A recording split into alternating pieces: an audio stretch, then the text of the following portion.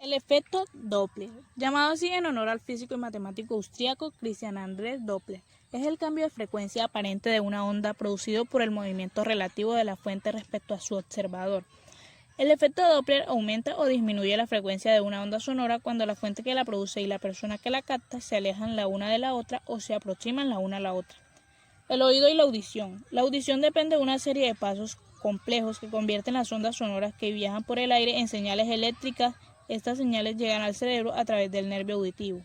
Los sistemas resonantes pueden ser usados para generar vibraciones de una frecuencia concreta, por ejemplo, instrumentos musicales, o escoger frecuencias concretas de una vibración compleja que contiene muchas frecuencias, por ejemplo, los filtros.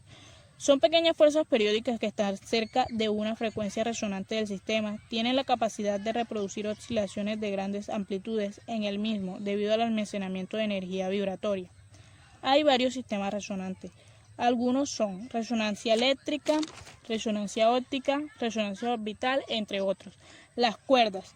La teoría de las cuerdas nos dice que las partículas elementales son en realidad modos de vibración de cuerdas diminutas. La razón por la que hasta ahora no las hemos detectado se debe a que trabajamos con una región de energía muy bajo que solo nos permite ver partículas puntuales. Una cuerda es un objeto de dimensión especial extendida, a diferencia de las partículas elementales que son de dimensión cero, como un punto. Al particular esta estructura unidimensional, muchas características de las teorías fundamentales de la física han emergido automáticamente.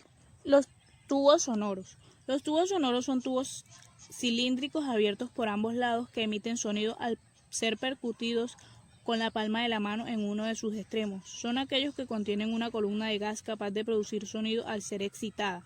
El cuerpo sonoro es la columna gaseosa y no el tubo que lo contiene, siendo su misión definir la forma de la columna de aire y teniendo parcial importancia en el complejo sonoro producido. Los tubos sonoros se pueden clasificar según el modo de excitación de la columna de aire, según la obtención de la escala. Según su forma interior existen dos tipos de tubos sonoros, que son tubos abiertos. Son aquellos que disponen de dos o más orificios de soplo. Las flautas son tubos abiertos. ¿Cómo viaja el sonido en los tubos abiertos? Cuando el aire al tubo se produce una onda de sonido, puede ser descrita mediante el desplazamiento de moléculas de aire o por la vibración de la presión. La onda longitudinal producida viaja en el tubo y se refleja en el extremo abierto, produciendo una onda estacionaria. Tubos cerrados. Son aquellos que disponen de un solo orificio. Debido al fenómeno de la reflexión, se produce una onda estacionaria en el interior del tubo. Esta onda estacionaria proporciona dos vientres en los extremos, con la cual el sonido fundamental se produce cuando en el centro se forma un nodo. Los instrumentos de viento de madera y viento metal son tubos cerrados. La voz. La voz es el sonido que se origina por la vibración de las cuerdas vocales ubicadas en la laringe por el paso del aire proveniente de la caja torácica. Es un fenómeno fisiológico con un resultado de naturaleza acústica. La voz consiste en un sonido rígido emitido por un ser humano. Los pulmones deben producir un flujo de aire adecuado para que las dos cuerdas vocales choquen entre sí. Las cuerdas vocales son una caja vibratoria que realizan un ajuste fino de tono y timbre.